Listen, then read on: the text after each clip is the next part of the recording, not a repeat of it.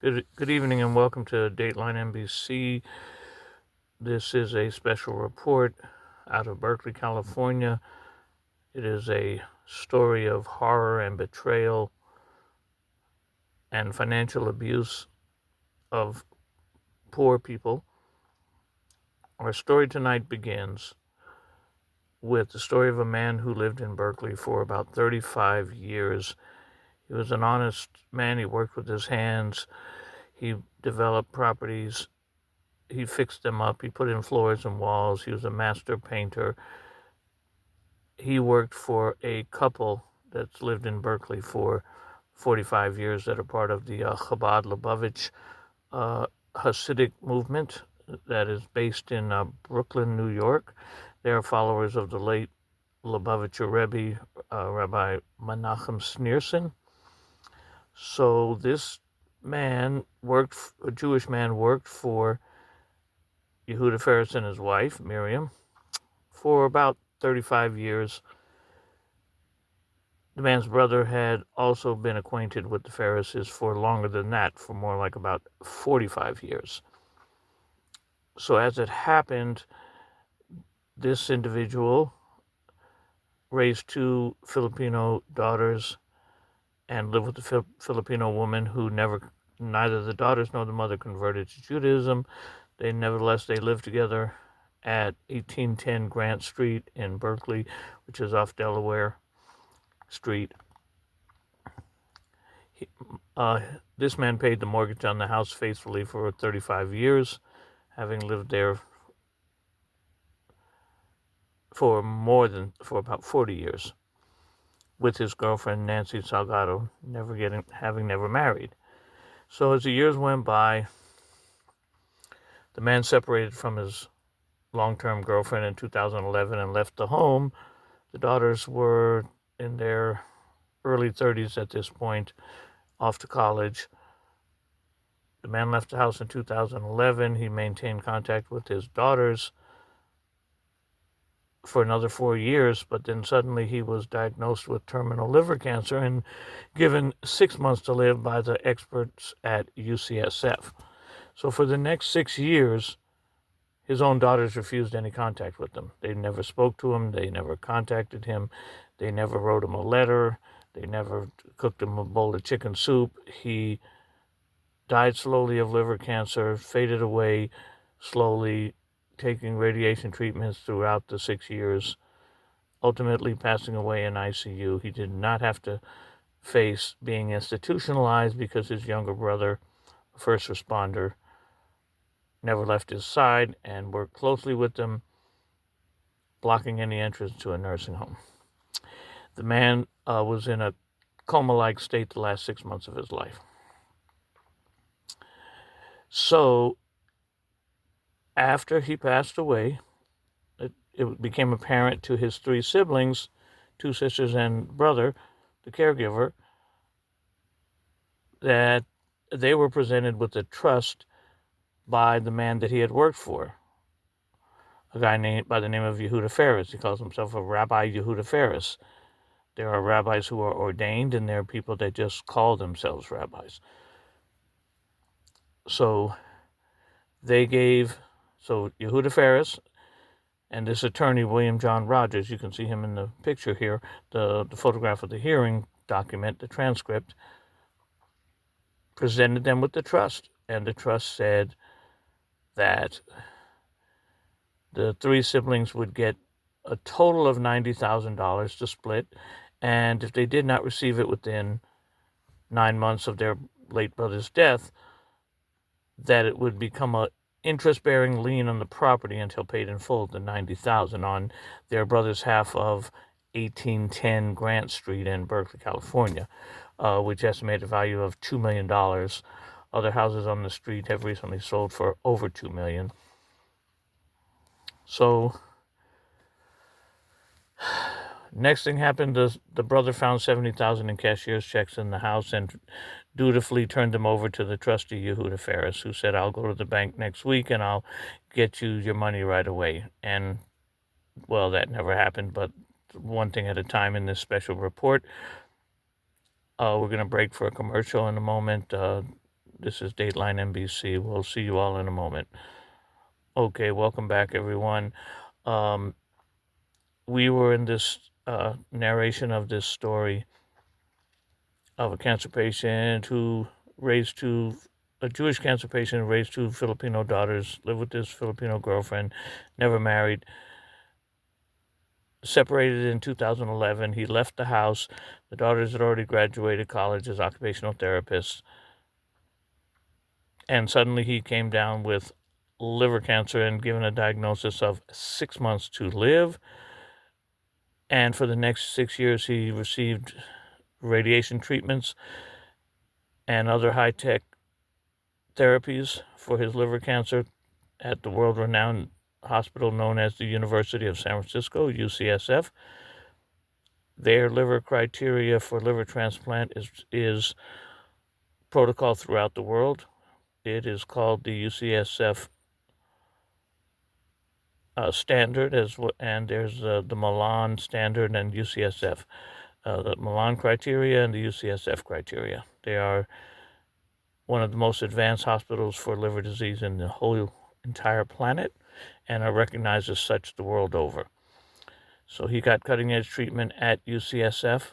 He was placed on the liver transplant list for about a year and a half. His brother, his caregiver, immediately volunteered to see if he could donate a piece of his liver in it's a surgery called a living donor liver transplant. However, the man's daughters, they never bothered to offer a piece of their liver, nor did they try to contact their many contacts in social media and at their jobs to see if they could find anyone that would save their father's life. They did nothing. In fact, they never even spoke to him once before he died. And they confessed as much at this hearing, August 19th, 2024. Here it is, case number. I'll do a close-up. RP 221-20163. That's Alameda County Superior Court Probate Division. It's available. It's public record. You could look up the case number in the ePortal website or go down to the courthouse in Berkeley and ask the clerk to pull this transcript. And you could read it yourself. It's on page 33 and page 34 that the daughters confess under penalty of perjury that they did not see their father in the entire 6 years before he died at the young age of 66. Okay, so the nightmare doesn't end there. As I was explaining before the commercial break, the trust that the three siblings, now the man's three siblings are financially destitute. They're in their 60s. They don't have marketable skills. They don't have retirement funds. They don't have stock portfolios or property. Frankly, they're penniless, as a matter of fact. So their late brother, who was dying of cancer, understood this clearly and specifically put in his trust. Well, the trust that they came up with, they claimed that the trustee and his attorney, William John Rogers, out of Petaluma, license number is 154219. He doesn't have a website or an employee or a review or even an address. He has a P.O. box. I mean, you can look up his residential address, assuming he lives there. We don't know. But his law firm has a P.O. box. And he has no employees, no website, no reviews, though he claims to be an attorney since the mid-90s. So he... Okay, where were we here? So he wrote both trusts, but the trust they presented to the beneficiaries, the three siblings, was the one that I explained earlier that said that they were to get $90,000 to split three ways, and if they did not receive it within 9 months of their brother's death, that it would become a permanent interest-bearing lien on the property at 10% interest a year until paid in full. So $90,000 now is 5 years later. Theoretically, that would be about $150,000. But they never put the lien on the property. Meantime, the brother found $70,000 in cashier's checks in his brother's closet that his brother had just recently taken his savings out of the bank, and the younger brother dutifully gave those checks to the trustee. And Later, the man's brother discovered the original trust that his brother had written a year before he died, before he was in a coma-like state, before he was hospitalized 4 times in a coma-like state, like he was the last few months before he died. That trust said clearly that his 3 siblings would get direct ownership of 25% of his half of the $2 million house. But they never presented that trust. Now, probate law says if there is an amended trust, then the trustee by law is supposed to submit the original trust as well as the amended trust, because there is very strict rules concerning when you can contest a trust, which is so far it's 120 days. There are some challenges in the appeals court. So in fairness to the beneficiaries, if a trust has been amended and changed, then by law, the beneficiaries are supposed to receive a copy of the original trust as well as the amended trust. However, this trustee never provided the amended trust. The brother discovered it in the home after his brother had passed away. So, soon after the man passed away on January 20th, within 2 months, COVID-19 shut down the entire world. And it became apparent that so just to back up a little bit, it became apparent that in both of the man's trusts, he saw to it that his 2 daughters who had not seen him in 6 years before he died, they totally and completely abandoned him. There's no excuse for that.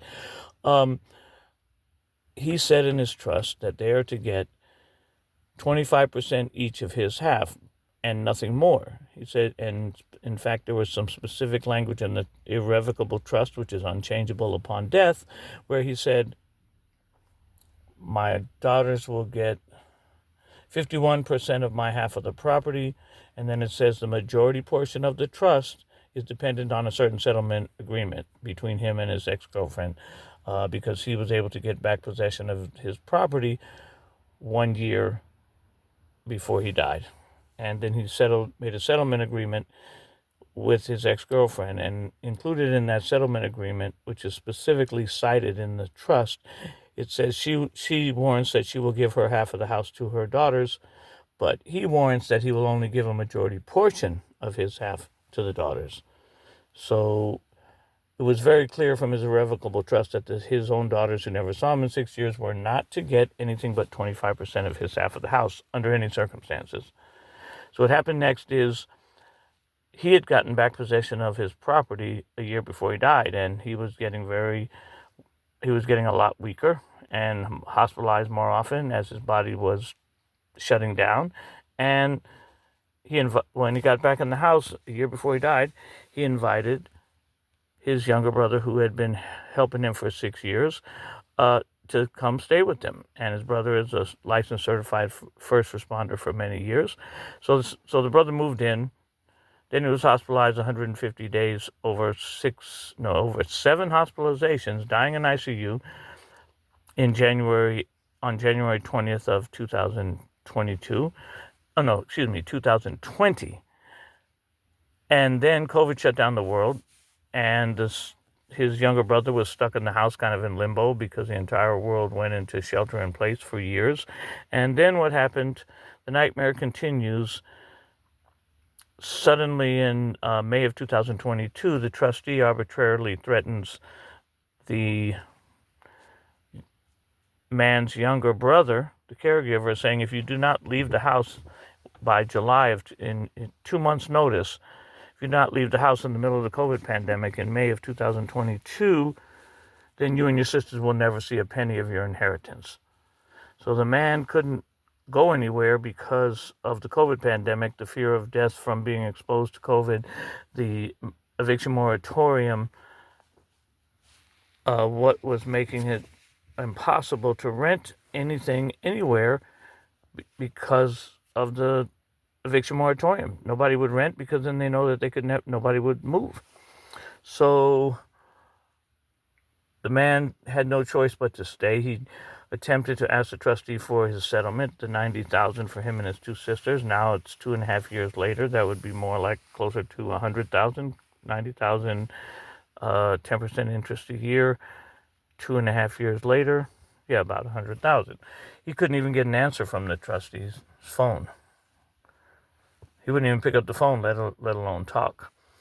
So next thing you know, the brother, sees a 30-day notice on the door, and now he's 63, broke from taking care of his brother 6 years. COVID has got the world shut down. All the variants has got the world shut down, and now he's got a 30-day notice to vacate. But this was 14 months before the eviction moratorium in his county, Alameda, was even lifted. So he luckily hired an attorney, though he had scarce funds, who stalled the trial for over a year, but then he had to leave in February of 2023, I believe. So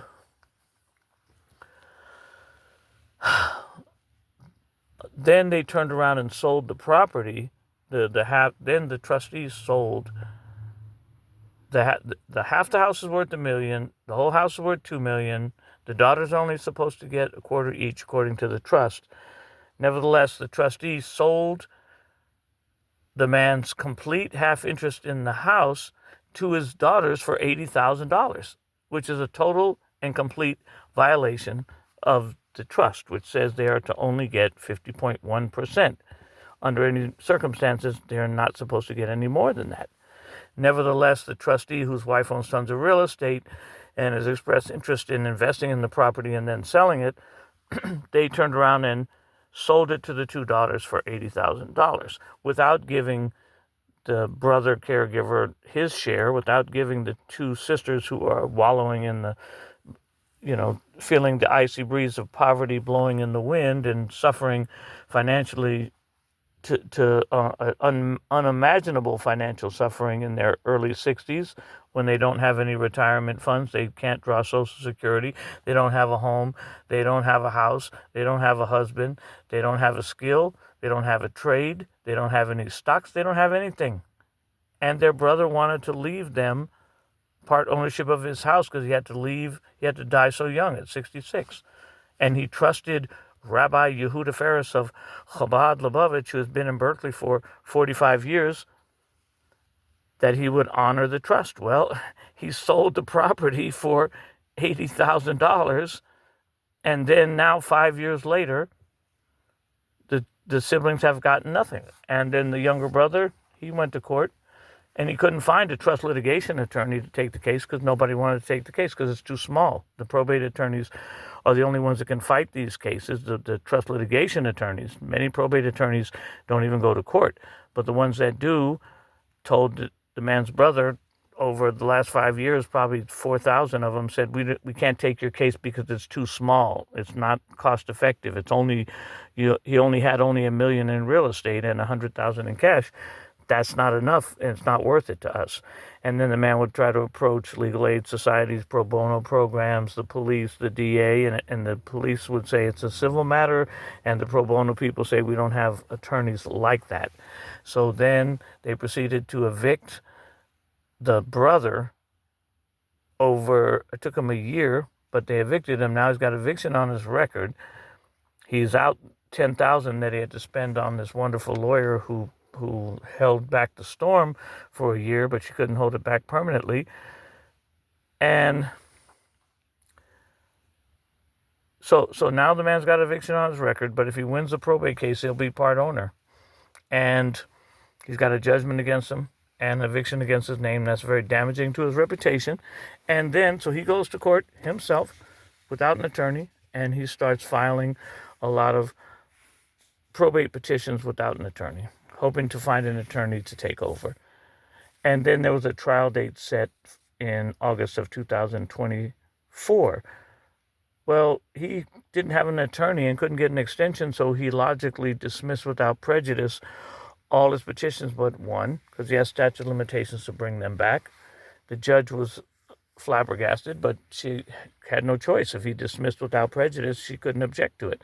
So he only filed one appeal. So he faced one lawsuit in the probate court. He couldn't dismiss. That was which trust is real, whether it's the one that he wrote a year before he died or the one that the trustee came up with that he said 90,000 to split 3 ways, which he didn't even follow either.